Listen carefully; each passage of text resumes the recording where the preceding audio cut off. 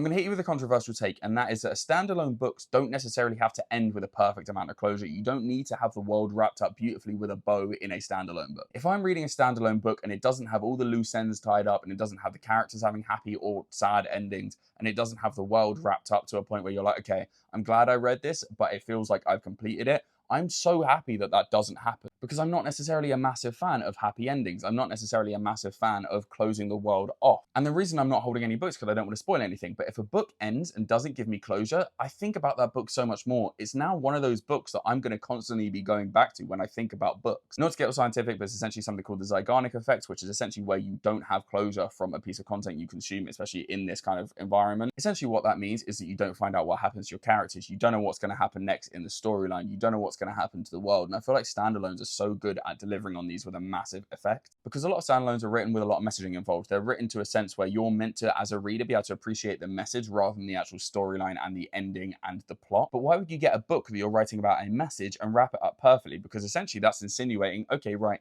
we've told you this message, it's wrapped up and you don't have to think about it anymore. That's so like counterproductive. That's not what the book is trying to get across. What it's trying to get across is this sense of uncomfortable meaning. You're meant to essentially read this book and feel a little bit uncomfortable, especially within messaging, and a lot of standalones do that. So as a reader, if something gets wrapped up beautifully, and if you're like, okay, right, I don't have to think about this book anymore because I know all about it, I've got a bit of closure within it, and you put it back on your bookshelf, that message is just going to go to the back of your head and you're never going to think about it again. So for me, yes, whilst I am reading standalones, and sometimes I'm like, okay, it would be so satisfying if the plot ended here, or if the plot got wrapped up beautifully. I completely understand, and I actually do prefer it when a lot of standalones, for the most part, don't end comfortably. I'm basically saying, don't give me that sense of closure so I can think about this book forevermore. Anyways, with your standalone books, do you think that you do need some sense of closure at the ending? Do you think that you need to wrap it up to the point where you can put the book on your bookshelf and be like, okay, I'm comfortable with how this ended? Or are you like me and you want it very much open-ended with a lot of your standalone books, especially within the messaging and stuff like that, because then it gets you thinking?